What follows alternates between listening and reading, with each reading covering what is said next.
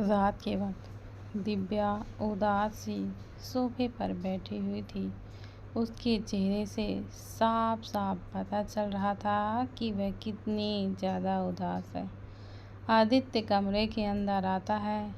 कमरे के चारों तरफ नज़र घुमाने पर उसकी नज़र उदास बैठी दिव्या पर चली जाती है।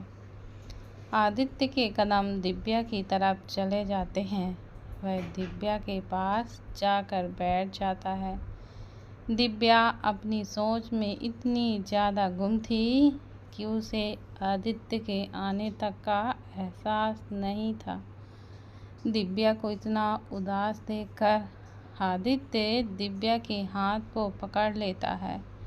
दिव्या सिर उठाकर आदित्य को देखती है तो आदित्य इशारों से इसके दुखी होने का कारण पूछता है। दिव्या एक खामोशी से फिर से सिर झुका लेती है। आदित्य अब परेशान हो जाता है। आज तक दिव्या ने इस तरह कभी भी बिहेव नहीं किया था। वह दिव्या का चेहरा अपनी तरफ करके पूछता है, क्या हुआ? दिव्या फिर एक बार खामोशी से नज़रें झुका लेती है। कुछ देर तक बस आदित्य दिव्या के बोलने का इंतज़ार करता है, लेकिन दिव्या के मुंह से एक शब्द तक नहीं निकलता। वह वैसे ही नज़रें झुकाए उदास बैठी रहती है। आदित्य दिव्या को कुछ बोल भी नहीं पाता। बहुत देर के शांति के बाद दिव्या अपनी जगह से उठती है और बिना कुछ बोले सीधा बेड पर जाकर लेट जाती है। दिव्या की खामोशी से आदित्य के मन में डर पैदा करने लगता है। आदित्य भी अपनी जगह से उठकर बेड पर लेटकर दिव्या को पीछे से हक कर लेता है और अपनी परेशानी भरी आवाज़ में कहता है, क्या हुआ है वाइफी? इस बार भी दिव्या कुछ नहीं बोलती, बस आदित्य की तरफ पलटकर उसके सीने में छुप जाती है। आदित्य परेशान सा बस दिव्या को देखने लगता है। कुछ देर बाद दिव्या नींद के आगोश में चली जाती है। दिव्या को सोता देखकर आदित्य धीरे से कहता है, ऐसे खामोश मत रहा करो वाइफ, जान निकल जाती है मेरी। अगली सुबह आदित्य धीरे से अपनी आंखें खोलता है। बेड पर दिव्या को न देखकर आदित्य एकदम से हड़बड़ा के उठ बैठ जाता है। वह अपनी नज़रों को चारों ओर घुमाता है। तभी दिव्या कमरे में नहीं थी। वह घड़ी की तरफ देखता है जहां सुबह के 6 बज रहे थे। आदित्य अपना फ़ोन उठाकर दिव्या को कॉल करने लगता है, लेकिन दिव्या कॉल रिसीव ही नहीं करती। 5-6 कॉल करने पर भी जब दिव्या कॉल रिसीव नहीं करती तो वह बहुत ही ज़्यादा परेशान हो जाता है। आदित्य वॉशरूम जाकर रेडी होता है। उसके बाद सीधे नीचे चला जाता है। नीचे सभी मौजूद थे सिवाय दिव्या के। आदित्य विला से बाहर निकल जाता है और छाया को कॉल करता है। छाया दौड़कर आदित्य के पास आकर सिर झुकाए खड़ी हो जाती है। आदित्य सर्द आवाज़ में कहता है, वेयर इज़ माई वाइफी? छाया एकदम कंफ्यूज सा आदित्य को देखती है। सर, मैंने तो मैम को बाहर आते हुए ही नहीं देखा। आदित्य गुस्से से छाया को देखता है तो वह सिर झुका लेती है। फिर आदित्य किसी को कॉल करता है। उधर से भी नहीं में जवाब आता है। तभी रॉकी आकर आदित्य से कहता है, बॉस, अर्जेंटली आपको ऑफिस जाना है। आदित्य रॉकी को गुस्से से घूर कर देखता है। तो रॉकी कंफ्यूज होकर उसे ही देखने लगता है। छाया रॉकी को धीरे से कहती है, मैम मिसिंग है। रॉकी यह सुनकर आदित्य को देखता है। तभी आदित्य के फ़ोन पर एक मैसेज आता है।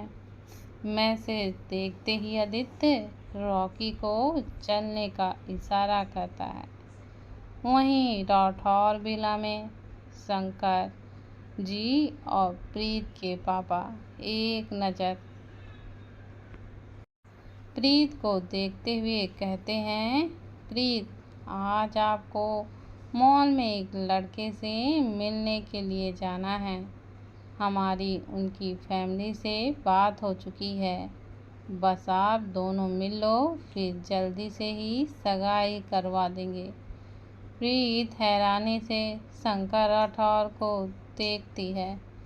आज तक शंकर राठौर ने प्रीत से बिना पूछे कुछ नहीं किया था और आज उसकी शादी की बात चल रही है। प्रीत कुछ बोलने के लिए मुंह खोलने ही वाली होती है कि लय प्रीत के दादाजी कहते हैं, इस बार हम आपकी कोई भी बात बिल्कुल भी नहीं मानेंगे। आपको उस लड़के से मिलना है, बस इतना भी बोलते लय सिंह अपनी जगह से उठकर वहां से चले जाते हैं। एक एक करके सब चले जाते हैं। प्रियांश अपनी सूट के लिए गोवा गया हुआ था, इसलिए घर में बस बड़े लोग ही थे। नीलम प्रीत की माँ भी उठकर वहाँ से जाने लगती है कि प्रीत उनसे कहती है, माँ आप सबको तो पता है कि मैं अर्जुन। प्रीत इतना ही बोलती है कि नीलम प्रीत को पीट के हुए कहती है, अगर आपने कभी भी मुझे माँ माना है तो आप अर्जुन को भूल कर अपनी ज़िंदगी में आगे बढ़ेंगे, वरना हम समझ जाएंगे कि। कहते हुए नीलम जी वहीं रुक जाती हैं। नीलम की बात सुनकर प्रीत तो दंग ही रह जाती है। वह झट से कहती है, पर माँ आप ये क्या कह रही हैं? आप मेरी माँ हैं तो इसमें मानने या ना मानने वाली कौन सी बात हो गई। नीलम जी पीछे मुड़कर प्रीत को देखते हुए कहती हैं, अगर मैं आपकी माँ हूँ तो हमारी बात को नज़रअंदाज करने की कोशिश मत कीजिए। आपके पापा ने जो कहा है उसकी बात का आदर कीजिए। कहते हुए नीलम जी वहाँ से चली जाती हैं। प्रीत बस अपनी माँ को अपने से मुंह फेर कर जाते हुए देख रही थी। सिंघानिया विला में करीब 11 बज रहे थे। गौरव को हॉस्पिटल से लेकर आ चुका था। उसकी चोट अब काफ़ी हद तक ठीक भी हो चुकी थी। गौरव सोफे पर बैठा हुआ था और उसके सामने उसकी माँ वैशाली खन्ना उसे ही घूर कर देख रही थी। गौरव अपनी नज़रें झुकाए बैठा हुआ था। वहीं अनुज गौरव की हालत देखकर हंस रहा था। परिवार तो मौजूद नहीं थे, लेकिन पृथ्वी, अमर, अर्जुन, आदित्य, दिव्या और ध्रुव के अलावा वहाँ पर सब कोई मौजूद था। वैशाली गौरव को घूरते हुए कहती हैं, आपने क्या कहा था कि आपकी चोट के बारे में मुझे बताया जाए। गौरव जल्दी से ना में सिर हिलाते हुए कहती हैं, नहीं माँ, मैं तो इसलिए कह रहा ताकि आप ज़्यादा परेशान न हों, और पापा की भी तो तबीयत खराब थी ना। तो वैशाली जी बीच में ही बोलती हैं, अपना ये नाटक अपने पास रखिए, अब हमें आपकी कोई बकवास नहीं सुननी है। गौरव अनुज को घूर कर देखता है तो अनुज झट से नज़रें इधर से उधर करने लगता है। गौरव अनुज को देखकर मन ही मन कहता है, तुझे तो मैं अब नहीं छोड़ूंगा। गौरव यह मन में कह ही रहा था कि तभी फिर से वैशाली जी की उसे आवाज़ आती है। उन्हें घूरने से कुछ नहीं होगा। अनुज को अगर आपने हाथ भी लगाया तो फिर सोच लीजिएगा। गौरव झट से अनुज से नजरें हटा लेता है। रूमी सिर झुकाए बस गौरव को उसकी माँ से पड़ रही ममता भरी डांट को सुन रही थी। कुछ देरी तक वैशाली गौरव को डांटती हैं, फिर सबसे बात करने में बिजी हो जाती हैं। गौरव वहाँ से उठकर कमरे में चला जाता है। वैशाली बात कर ही रही थी कि अचानक उसकी नज़र रूमी पर पड़ती है, जो शांत सी बैठी हुई थी। वैशाली कुछ देर तक रूमी को देखती है, फिर से सबसे बातें करने में लग जाती हैं। विकासा जी अचानक ही कहती हैं, हमने सुना है आप गौरव के लिए लड़की ढूंढ रही हैं। वैशाली जी मुस्कुराते हुए कहती हैं, ढूंढ रहे नहीं, हमने तो ढूंढ लिया है। यह सुनते ही सभी के चेहरे पर मुस्कान आ जाती है। वहीं रूमी के आंखों में अनायासी आंसू आ जाते हैं। वैशाली कहती हैं, वैसे तो हमें पता है गौरव मना नहीं करेंगे, लेकिन फिर भी हम उनसे पूछ लेंगे तो। वह इतना ही बोलती हैं कि गौरव आकर कहता है, माँ मुझे मंजूर है। आपको जो भी लड़की पसंद आएगी मैं उससे शादी करने के लिए तैयार हूँ। वैशाली के होठों पर बड़ी सी स्माइल आ जाती है और रूमी के आंसू गालों से होते हुए नीचे गिर जाते हैं। वह जल्दी से अपने आंसुओं को पोंछकर वहाँ से चली जाती है। गौरव बस उसकी हर एक हरकत को बड़े ही गौर से देख रहा था। उनके बीच बात हो ही रही थी कि तभी हॉल के दरवाजे की तरफ से आवाज़ आती है, हमें भी अपनी बहुत जल्द से जल्द ही चाहिए। सब उस ओर देखते हैं जहाँ तेजस और सखी आ रहे होते हैं। माया खड़ी होकर मुस्कुराते हुए कहती हैं, जी ज़रूर। सखी वैशाली के पास बैठकर कहती है, इतने सालों बाद आपके दर्शन हुए हैं, कैसी हैं आप। वैशाली जवाब देती हैं, हम तो बिल्कुल ठीक हैं। बड़ों की बातों के बीच तेजस रूही को इशारे में कमरे के चलने के लिए कहता है, तो रूही उठकर कमरे की तरफ बढ़ जाती है। उसके पीछे ही तेजस भी चला जाता है। अनुज रूहान के साथ बाहर चला जाता है और रूहानी ज्येष्ठा को लेकर चली जाती है। अब बड़ों के बातों के बीच तो छोटों का तो कान ही पकने वाले थे, इसलिए सब अपना अपना चले जाते हैं। गौरव रूमी के कमरे की तरफ चला जाता है। गौरव रूमी के कमरे में जाकर देखता है, जहाँ रूमी बेड पर बैठकर रो रही थी। उसके आंसू गौरव को बहुत ही ज़्यादा चुभ रहे थे। वह रूमी के पास जाकर बैठ जाता है। गौरव के आने पर भी रूमी बस रोती रहती है। गौरव रूमी का हाथ पकड़ लेता है। गौरव के ऐसे करते ही रूमी उसके गले लगकर रोने लगती है। गौरव रूमी के पीठ को सहलाते हुए उससे कहता है, क्यों तुम इतना खुद को तकलीफ दे रही हो। गौरव के सवाल पर भी रूमी कोई जवाब नहीं देती, बस रोती ही रहती है। गौरव फिर एक बार कोशिश करते हुए कहता है, प्लीज़ रूमी अब तो बोल दो कि तुम मुझसे प्यार करती हो। गौरव के यह कहते ही रूमी झट से दूर हो जाती है और ना में सिर हिलाते हुए कहती है, नहीं, मैं आपसे प्यार नहीं करती और नहीं कर सकती। गौरव एकदम से कहता है, तो फिर ये आंसू क्यों? क्यों तुम्हें मेरे दूर होने पर तकलीफ हो रही है? रूमी अब कुछ भी नहीं बोलती, बस खुद को सिकोड़ते हुए बैठ जाती है। गौरव रूमी के पास जाकर दोनों हाथों से उसके चेहरे को थाम कर कहता है, रूमी, अब भी वक्त है, आपने आने वाली जिंदगी को कबूल लो। एक बार बस हाँ बोल दो, मैं जिंदगी भर तुम्हारा इंतज़ार करूँगा।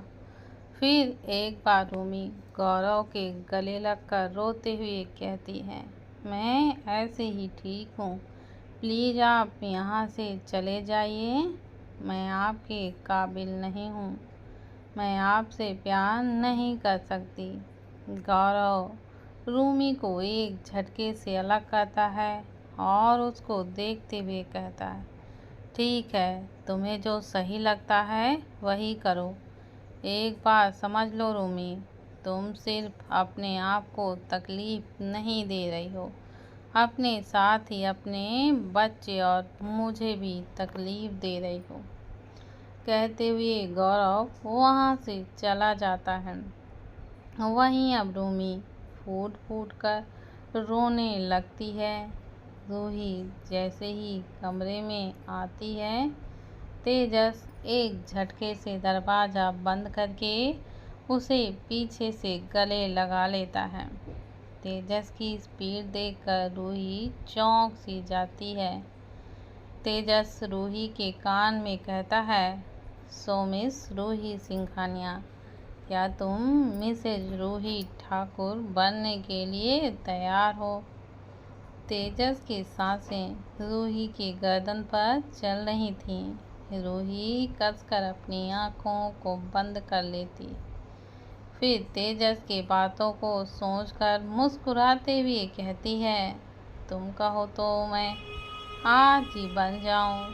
तेजस रूही को अपनी तरफ पलटकर कमर से पकड़ लेता है और उसके बालों को उसके चेहरे से हटाते हुए कहता है, अच्छा जी, तुम मुझसे ज़्यादा तुम्हें जल्दी है मिसेज तेजस ठाकुर बनने की। रूही अब मुस्कुराते हुए अपना सिर हाँ में हिला देती है। अब तेजस कुछ देर तक रूही को देखता है, फिर जल्दी से उसके गालों पर किस करके पीछे हो जाता है। रूही आंखें बड़ी करके उसे ही देखने लगती है। तेजस रूही को छोड़कर नजरें हटाकर पूरे कमरे को देखता है और कहता है, वैसे रूह, तुमने काफ़ी ज़्यादा चेंज कर लिया है अपने कमरे को। रूही अपने कमरे को देखती है, जो वैसा का वैसा था जैसे वह पहले रखा करती थी। रूही भौहें चढ़ाते हुए कहती है, तेज, तुम्हें सच में लगता है कि तुम मुझे भटका सकते हो? तेजस अपनी जीभ निकालकर धीरे से कहता है, अरे यार, क्या ज़रूरत थी उसे किस करने की? तेजस ना समझी जैसा चेहरा बनाते हुए अब रूही की तरफ पलटकर कहता है, रूह, तुम किसके बारे में बात कर रही हो? रूही घूर कर तेजस को देखती है तो तेजस हार मान कर कहता है, अरे यार, हो गई ना गलती, अब मैं क्या करूं? तुम्हारे गाल इतने प्यारे लग रहे थे कि मुझसे रहा ही नहीं गया। रूही तेजस को घूरते हुए कहती है, इसका मतलब तुम अपनी पनिशमेंट भूल जाओगे? मैं तुम्हें इतनी जल्दी बिल्कुल भी माफ़ नहीं करने वाली, तो अपने इन ओठों को थोड़ा कंट्रोल में करा करो। तेजस अपने मुंह को बनाते हुए हाँ में सिर हिला देता है। इधर प्रीत मॉल के एक प्राइवेट रूम में उस लड़के का इंतजार कर रही थी जिससे उसके पापा ने मिलने को कहा था। थोड़ी देर में कमरे का दरवाज़ा खुलता है और बिजनेस सूट पहने हुए एक लड़का अंदर आता है। प्रीत दरवाजे की तरफ देखती है और उठकर खड़ी हो जाती है। वह लड़का प्रीत के सामने आकर अपना हाथ आगे बढ़ाकर कहता है, hello, I am Krishna Shetty. Preet उससे हाथ मिलाते हुए कहती है, प्रीत राठौर। कृष्णा प्रीत को ऊपर से नीचे तक देखने लगता है। यह देखकर प्रीत कहती है, ऐसा कुछ है जो तुम देखना चाहते हो? कृष्णा गहरी मुस्कान लिए कहता है, तुम्हें लगता है कि तुम मुझे दिखा पाओगी? प्रीत अब गुस्से से मुट्ठियां भींच लेती है। वह जबरदस्ती मुस्कुराते हुए कहती है, क्या हम बैठकर बात करें? कृष्णा चेयर पर बैठ जाता है और प्रीत भी उसके सामने बैठ जाती है। कृष्णा बैठते ही सवाल करता है, आर यू वर्जन? प्रीत कृष्णा को देखकर बस हाँ में सिर हिला देती है। कृष्णा टेढ़ा मुस्कुराते हुए कहता है, बट आई एम नॉट। प्रीत चिढ़ते हुए कहती है, क्या मैंने पूछा? कृष्णा अपनी जगह से उठकर प्रीत की तरफ जाकर उसके बहुत करीब जाकर कहता है, पूछा तो नहीं है, लेकिन तुम मेरी पत्नी बनने वाली हो तो मैं तुम्हें बता ही दूं, और तुम्हें पता भी होना चाहिए कि तुम मुझे झेल पाओगी या फिर नहीं। प्रीत फिर एक बार गुस्से से अपनी मुट्ठियां कस करके अपनी आंखों को बंद कर लेती है और अपने मन ही मन कहती है, I can not believe that. कैसे लड़के को पापा ने मेरे लिए चॉइस किया है जो पत्नी बस अपने बेडरूम में ही चाहिए। कृष्णा प्रीत के करीब टेबल के ऊपर बैठकर कहता है, बेब, मुझे तो तुम बहुत ही पसंद हो। वे प्रीत के एक हाथ को पकड़कर कहता है, तुम्हारा क्या ख्याल है? प्रीत उसके हाथ को गुस्से से झटक देती है और एक नज़र घूरकर देखते हुए चेयर से उठकर कहती है, how dare you touch me? Krishna हंसते हुए बेशर्मी से कहता है, बस हाथ छूने से ही इतनी प्रॉब्लम है? जब मैं तुम्हें कहते हुए वह अपनी आंखें वीक करता है। प्रीत अब गुस्से से अपने पैरों को पटकते हुए वहाँ से जाने लगती है। वह जल्दी से दरवाज़ा खोलकर जाने ही लगती है कि वह किसी से टकरा जाती है, जिससे वह लड़खड़ाते हुए नीचे गिरने को होती है कि सामने वाला इंसान उसे कमर से पकड़ लेता है। प्रीत अचानक इस मूव से अपनी आंखों को बंद कर लेती है। जब उसे एहसास होता है कि किसी ने उसे पकड़ा हुआ है तो वह आंखें खोलकर देखती है। सामने वाले इंसान को देखकर प्रीत के मुंह से एकाएक ही निकलता है, अर्जुन। प्रीत जैसे ही सामने वाले इंसान को देखती है उसके मुंह से एकाएक निकल जाता है, अर्जुन। अर्जुन प्रीत को ठीक से खड़ा करके जाने लगता है कि प्रीत हड़बड़ाहट में उसके पीछे जाते हुए कहती है, प्लीज़ अर्जुन, मेरी बात तो सुनिए। कहते हुए वह अर्जुन का हाथ पकड़ लेती है। उसके हाथ पकड़ते ही अर्जुन प्रीत को एकदम गुस्से से देखने लगता है। यह देखकर प्रीत जल्दी से उसका हाथ छोड़ देती है और एक कदम पीछे होकर कहती है, प्लीज आप मुझे समझने की कोशिश कीजिए ना। अर्जुन लगातार प्रीत की आंखों में देखने लगता है, जैसे वह प्रीत की आंखों में कुछ ढूंढने की कोशिश कर रहा हो।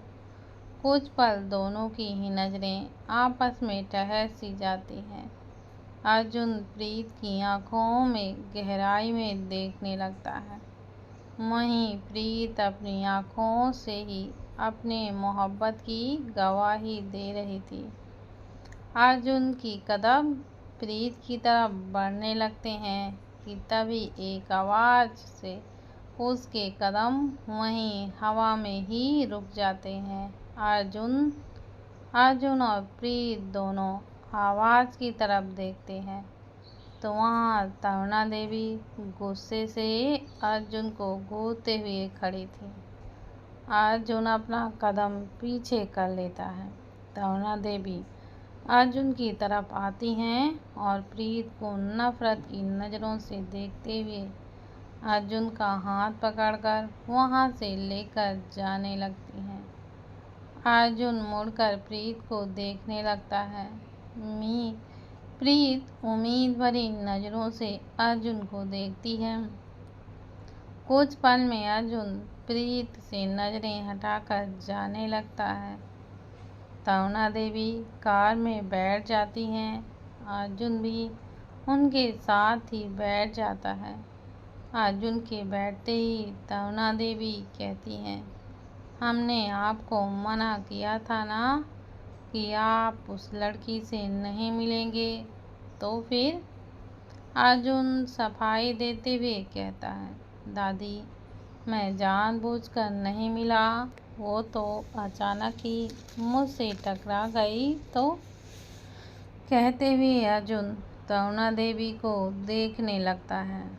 तरुणा देवी अर्जुन के गालों पर हाथ रखकर प्यार से समझाते हुए कहती हैं, देखिए अर्जुन, हमने इस राठौर खानदान की वजह से बहुत कुछ खोया है। अब हमारे अंदर किसी को खोने की कोई क्षमता नहीं है। अब हम आपको बिल्कुल खो नहीं सकते। प्लीज आप उस लड़की से दूर रहिए। अर्जुन बस तरुणा देवी को देखते रहता है। अर्जुन को कुछ भी बोलता ना देख तरुणा देवी के अंदर एक डर सा बैठ जाता है। वह फिर एक बार कहती हैं, वो लड़की बस आपसे मोहब्बत का दिखावा कर रही है। कोई मोहब्बत नहीं करती वो आपसे। मोहब्बत के रास्ते वो बस आपको हमसे छीनना चाहती हैं। तरुणा देवी के डर को भांपते हुए अर्जुन तरुणा देवी के दोनों हाथों को पकड़कर कहता है, दादी मैं इतना भी नासमझ नहीं हूँ कि किसी के जाल में फंस जाऊँ। और रही बात उस लड़की की, तो मुझे उससे कोई भी मतलब नहीं है। मैं उसी लड़की को अपना जीवन साथी बनाऊंगा जिसे आप मेरे लिए चुनेंगी। यह सुनते ही तरुणा देवी के होंठों पर सुकून भरी मुस्कान आ जाती है। आदित्य की कार मसूरी के कब्रिस्तान के सामने आकर रुकती है। कार रुकते ही आदित्य जल्दी से बाहर आता है और कब्रिस्तान के अंदर चला जाता है। चारों तरफ नजरें घुमाने के बाद उसे थोड़ी देर पर दिव्या और ध्रुव दिखते हैं। थोड़ी पास जाकर आदित्य देखता है तो दिव्या ध्रुव से लिपटी हुई थी। ध्रुव का हाथ दिव्या के पीठ पर था। दूसरे हाथ से वह दिव्या के बालों को सहला रहा था। दोनों कब्र के ऊपर बैठे हुए थे। आदित्य जल्दी से जाकर दिव्या को पकड़ने ही वाला होता है कि ध्रुव उसके हाथों को पकड़ लेता है।